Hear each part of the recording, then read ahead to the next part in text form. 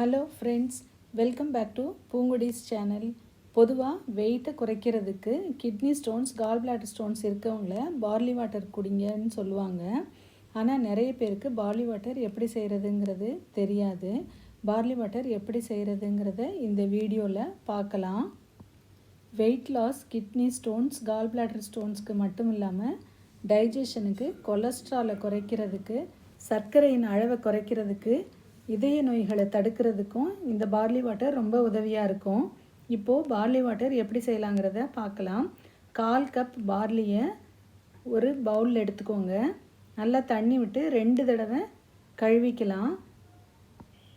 2 தடவை கழுவி அந்த தண்ணியை வெளியில் ஊற்றிட்டேன். இதில் 1 டம்ளர் தண்ணி விட்டு நல்லா 2 மணி நேரம் ஊற வைக்கலாம்.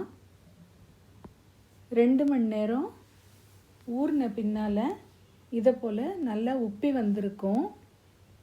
இப்போது ஒரு பெரிய டீ பேனை அடுப்பில் வச்சுக்கலாம். இதில் 4 டம்ளர் தண்ணி சேர்த்துக்கலாம்.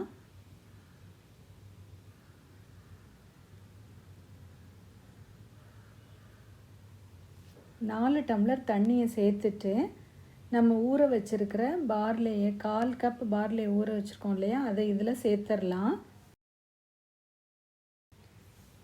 இதோட 1 டீஸ்பூன் இஞ்சியை நல்லா தோலை சீவிட்டு பொடியாக கட் பண்ணி அதையும் சேர்த்து கொதிக்க விடலாம்.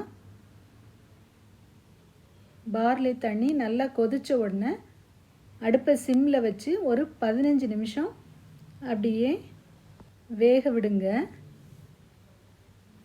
15 நிமிஷத்துக்கு பிறகு எடுத்து பார்த்திங்கன்னா பார்லி நல்லா வெந்திருக்கும்.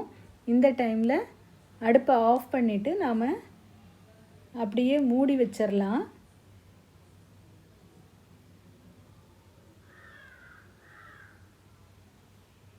பதினஞ்சு நிமிஷத்துக்கு பிறகு இதை எடுத்து ஒரு பவுலில் வடிகட்டியை வச்சு வடிகட்டிடலாம். நல்லா குக்கான பார்லி உங்களுக்கு வடிகட்டியில் மேலே நின்றும். இதில் வேறு ஒரு டிஷ்ஷு செய்கிறதுக்கு நான் உங்களுக்கு அப்புறமா சொல்லித்தரேன்.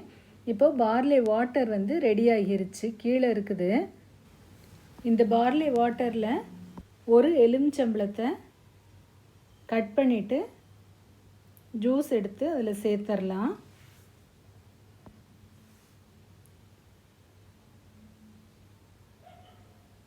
நாலு கப் கொதிக்க வச்சதுக்கு கண்டிப்பாக இதில் மினிமம் 3 கப்பு பார்லி வாட்டர் கிடைக்கும்.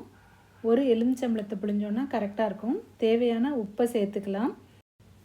உப்பு வேணான்னு நினைக்கிறவங்க 1 டீஸ்பூன் தேன் சேர்த்தும் சாப்பிடலாம்.